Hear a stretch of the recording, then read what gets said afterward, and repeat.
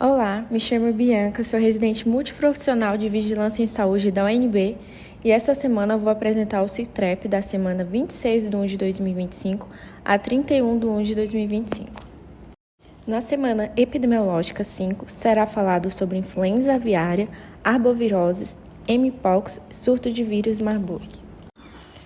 Doença do vírus Ebola, alertas meteorológicos, febre hemorrágica viral e sarampo. Poliomielite e febre amarela. Os Estados Unidos continuam com 16 estados com rebanhos afetados. Esses rebanhos domésticos incluem de gado leiteiro, alpaca e suínos. Em relação ao surto em aves, todos os 50 estados do país notificaram casos. Sobre os casos de influenza aviária e rebanhos domésticos, em janeiro, tiveram registro de um total de 34 casos. O total de rebanhos afetados até o momento foram 953. Na semana anterior, haviam sido 939. Houve um aumento somente no estado da Califórnia, que continua o estado com maior quantidade de casos. Atualmente, são 734 casos. O Colorado e Idaho continuam na segunda e terceira posição, respectivamente, de maior quantidade de rebanhos afetados. Entretanto, seguem com o mesmo valor há semanas, ou seja, sem alterações. Desde a semana epidemiológica 4 de 2025, não tiveram atualização em relação ao número de casos humanos. No total, são 67 casos confirmados, sendo 38 na Califórnia, 10 no Colorado, 1 em Iowa, 1 em Louisiana, 2 no Michigan, 1 em Missouri, Oregon e Texas, 11 em Washington e 1 em Wisconsin. Califórnia teve a maior quantidade de casos relacionados a contato com rebanhos leteiros. Washington teve a maior quantidade de casos relacionados a contato com aves comerciais. E Louisiana é o único caso que notificou óbito até o momento. Em relação ao monitoramento das águas residuais no período de 19 a 25 de janeiro, houve detecção de H5N1 em 33 locais, distribuídos em 5 estados americanos. Os estados foram a Califórnia, Nevada, Massachusetts, Nova Jersey e Iowa. Tem-se até o momento que o comportamento da gripe aviária nos Estados Unidos são de infecções que ocorreram após contato próximo ou prolongado desprotegido com o animal infectado.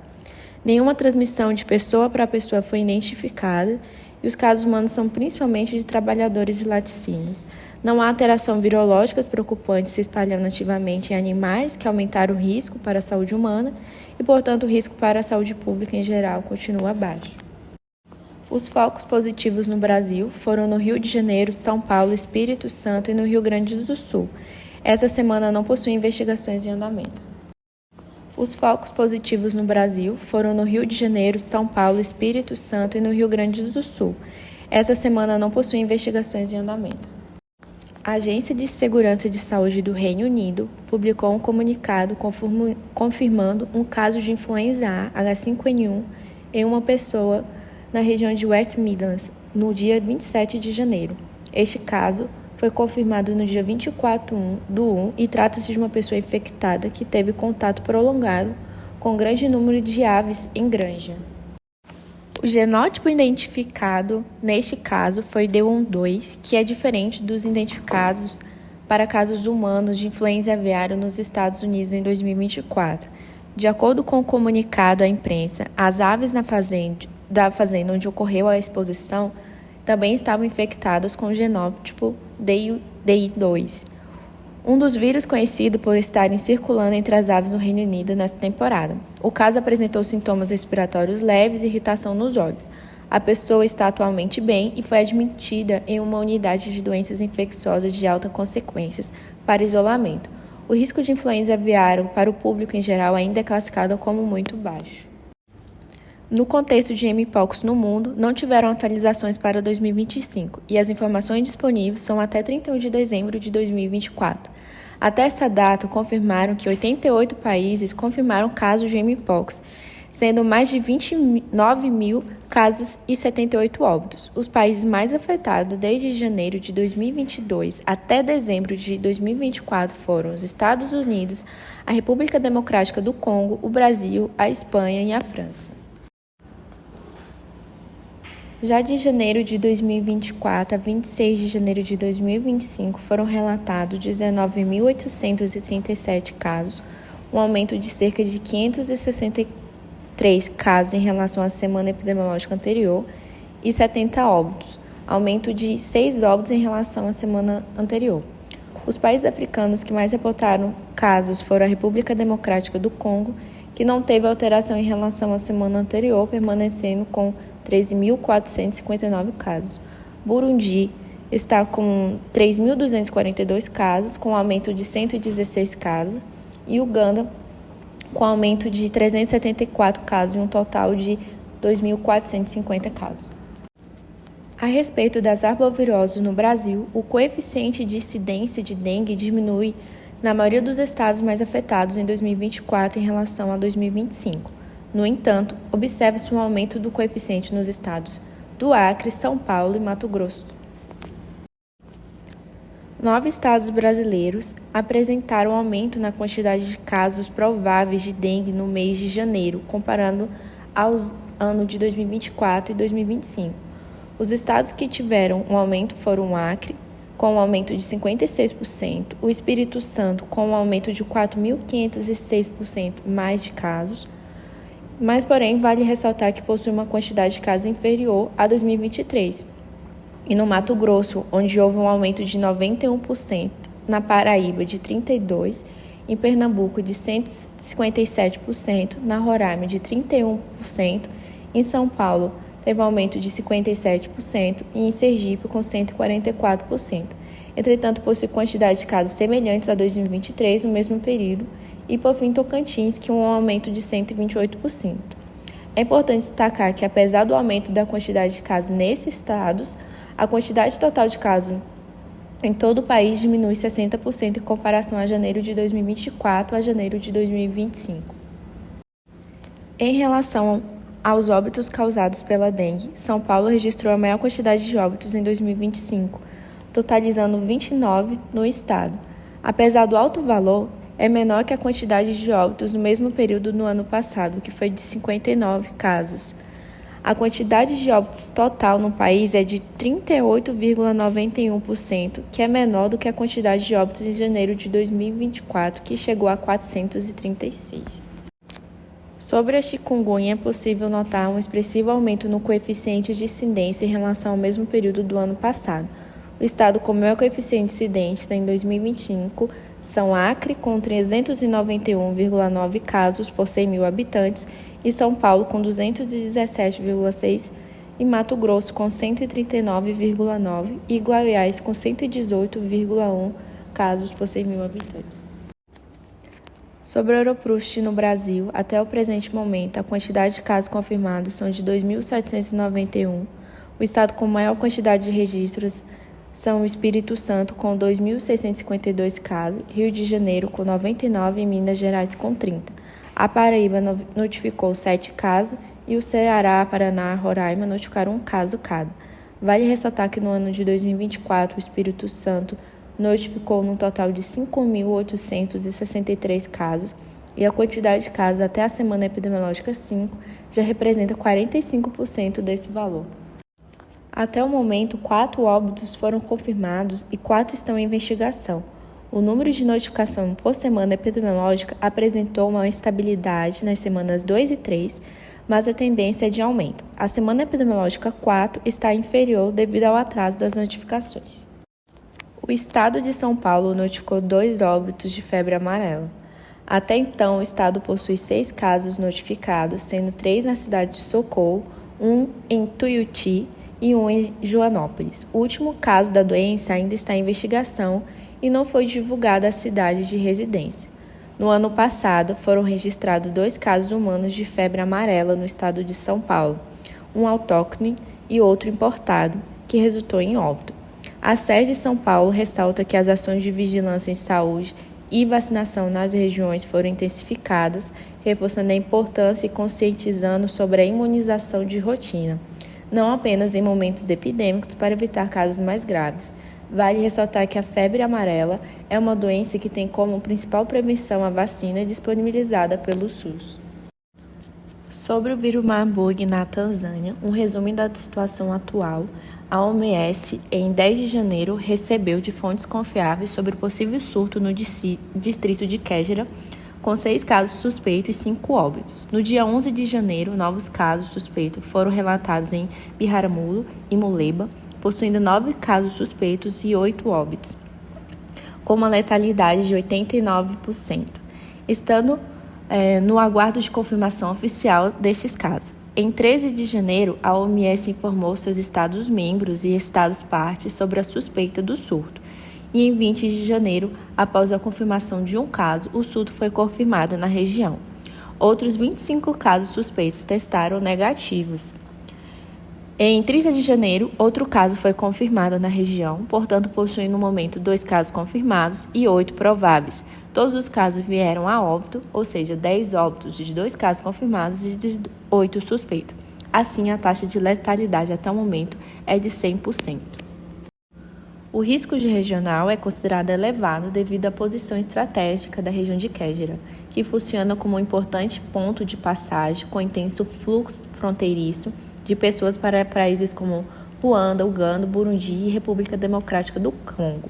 Relatórios indicam que alguns dos casos suspeitos estão localizados em áreas próximas às fronteiras, o que aumenta a possibilidade de propagação para as nações vizinhas. O vírus não é de fácil transmissão, geralmente exige contato direto com os fluidos corporais de uma pessoa infectada com sintomas ou com superfícies contaminadas.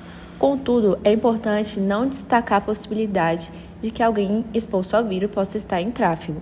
Em termos globais, o risco é atualmente considerado baixo e não há registro de disseminação internacional até o momento, embora existam preocupações sobre potenciais riscos futuros. O contágio ocorre principalmente por meio de contato com fluidos corporais de indivíduos infectados com sangue, saliva, urina, fezes, vômito, suor, leite materno, sêmen e fluidos gestacionais. E há casos possíveis de profissionais de saúde, portanto há um risco de transmissão nosocomial. No entanto, a fonte original do surto ainda permanece desconhecida, o que dificulta a compreensão plena da dinâmica viral. A doença pelo vírus Ebola é uma zoonose, cujo morcego é reservatório mais provável, sendo que o vírus do Sudão é uma subespécie do vírus Ebola que afeta humanos. Em janeiro de 2025, a Autoridade de Saúde de Uganda declarou um surto de doença pelo vírus do Sudão em Kampala, após confirmação laboratorial. O caso índice é um homem de 32 anos que trabalhava como enfermeiro no Hospital Nacional de Referência de Mulago. Ele apresentou histórico de 5 dias de febre alta, dor no peito e dificuldade para respirar, que posteriormente evoluíram para os sangramentos. O paciente procurou tratamento em várias unidades de saúde e em 29 de janeiro de 2025 sofreu falência de múltiplos órgãos e veio a óbito.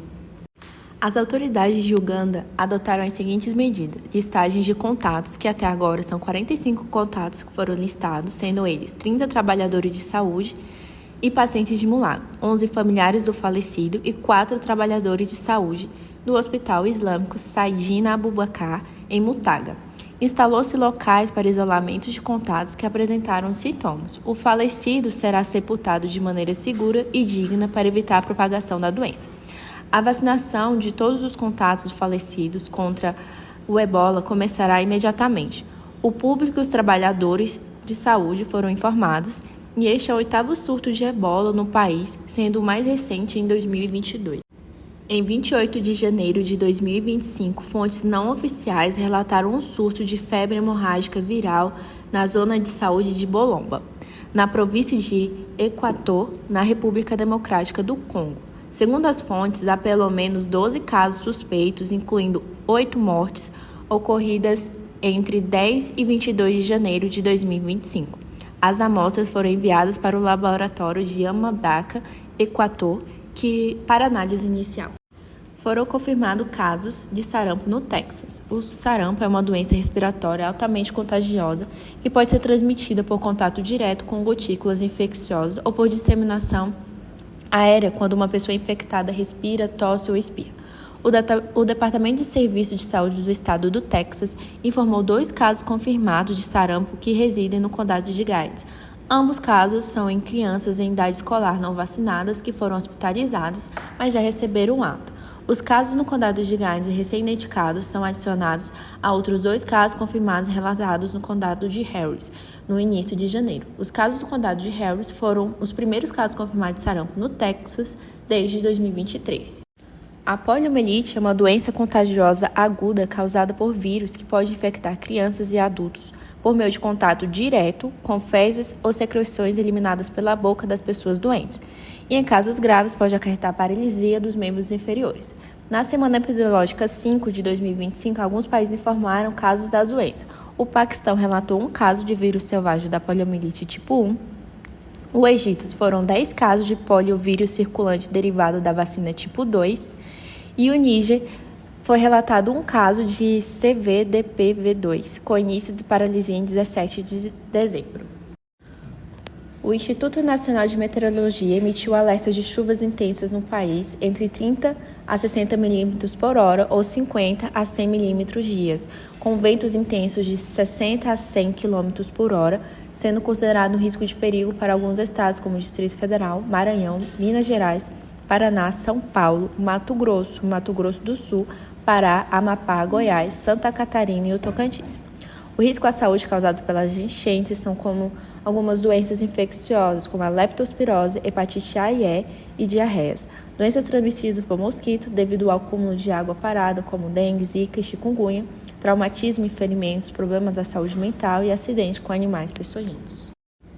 Segundo o Centro Nacional de Monitoramentos e Alerta de Desastres Nacionais, é previsto que nas próximas semanas, na região do sudeste do país, há um risco de desastre geohidrológico. Os estados com risco de alto são as cidades de São Paulo e Minas Gerais. E para o risco moderado são algumas cidades dos estados de São Paulo, Minas e Rio de Janeiro. Nessas regiões, a previsão de pancada de chuva, especialmente a partir da tarde, que podem ocorrer com forte intensidade. Diante dessa previsão, associada aos acúmulos de chuva nos dias anteriores, o aumento de possibilidade de ocorrência de enxurradas. Neste cenário, há possibilidade de ocorrer deslizamentos de terras pontuais, especialmente nas encostas urbanas. Já a previsão do tempo para o Distrito Federal é de pancadas de chuvas isoladas com no mínimo de 18 graus e no máximo de 26 graus. A umidade relativa do ar ficará entre 65% e 95%. Esse foi o Citrep da Semana Epidemiológica 5. Obrigada e fique atenta para próximas atualizações.